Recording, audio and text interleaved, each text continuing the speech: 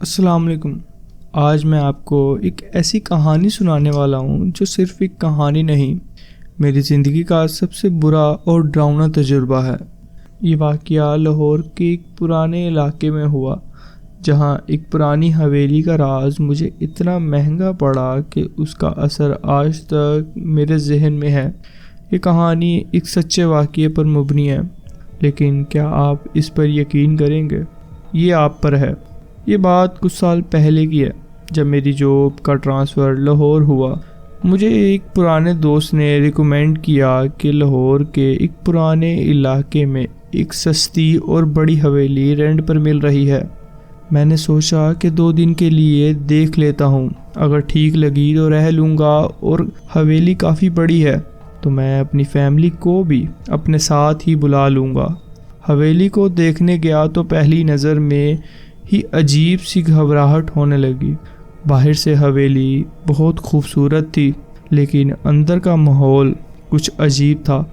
ہوائیں ایسے لگ رہی تھیں کہ جیسے مجھے کسی نے گھور کر دیکھا ہو۔ اندر جا کے دیکھا کہ جگہ واقعی دلچسپ تھی۔ بڑے دروازے، پرانی لکڑی کی خوشبو اور والز پہ پرانے زمانے کے نقش و نگار۔ لیکن سب سے عجیب چیز تھی ایک بڑی سی پینٹنگ جو حویلی کے سینٹرل ہال میں لگی تھی۔ اس پینٹنگ میں ایک عورت تھی، سفید کپڑوں میں، اور اس کا چہرہ ایک عجیب سی مسکراہٹ کے ساتھ مجھے گھور رہا تھا۔ میں نے اس وقت زیادہ سوچا نہیں، لیکن یہ میری زندگی کی سب سے بڑی غلطی ہونے والی تھی اس حویلی میں رہ کر۔ حویلی کا پہلا دن ٹھیک گزرا۔ صبح کا وقت اچھا تھا، لیکن رات آئی تو ماحول بدل گیا۔ رات کو پہلی دفعہ مجھے ایک عجیب سی آواز سنائی دی۔ لگتا تھا جیسے کوئی نیچے ہال میں چل رہا ہو۔ میں نے پہلے اسے اگنور کیا، لیکن جب آوازیں اور تیز ہونے لگیں تو میں اٹھا اور نیچے گیا تو مجھے لگا کوئی نہیں ہے، لیکن میری فلیش لائٹ ایک جگہ اٹک گئی، وہی پینٹنگ پر۔ اس عورت کا چہرہ اب مجھے اور عجیب لگ رہا تھا۔ لگتا تھا اس کی مسکان اور بڑھ گئی ہے، اور اس کی آنکھیں مجھے ڈائریکٹلی دیکھ رہی ہیں۔ میں نے فلیش لائٹ آف کی اور واپس اوپر چلا گیا۔ اگلی صبح میں حویلی کے کیئر ٹیکر سے ملا۔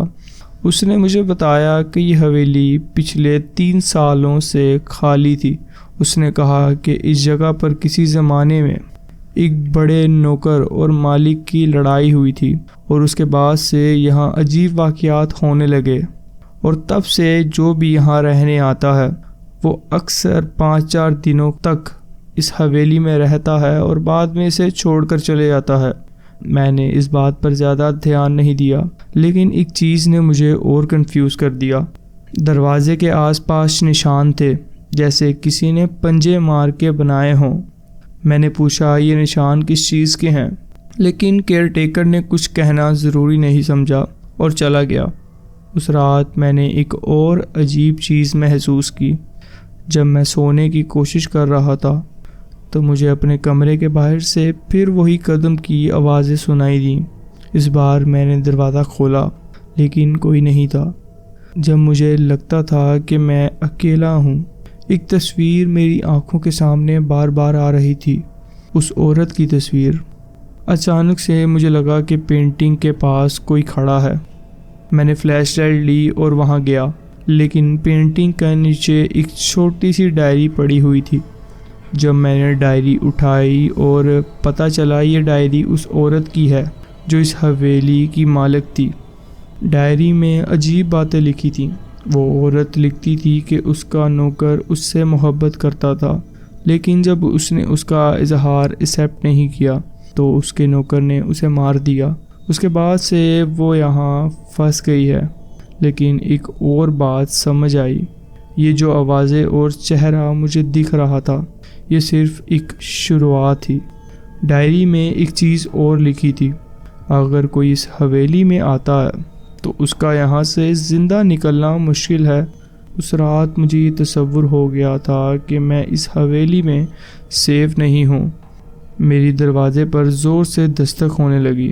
میں نے دروازہ کھولا تو سامنے وہی پینٹنگ پڑی تھی۔ لیکن اس بار پینٹنگ میں عورت کے ساتھ ایک اور چہرہ تھا، میرا۔ میں اس رات وہاں سے چلا گیا۔ یہ کہانی آپ کو کتنی سچی لگتی ہے مجھے نہیں پتا، لیکن میں ایک بات ضرور کہنا چاہتا ہوں۔ اگر کبھی آپ کو پرانی جگہ یا حویلی میں رہنے کا موقع ملے تو اس جگہ کی پرانی باتوں کو ضرور جانیے۔ شاید میری طرح آپ کو بھی ایک ایسی تصویر کا حصہ بننے کا ڈر نہ ہو۔ آپ کیا سوچتے ہیں؟ کیا یہ سب سچ تھا یا صرف ایک افسانہ؟ اپنی رائے کومنٹس میں ضرور دیں اور چینل کو ضرور سبسکرائب کریں۔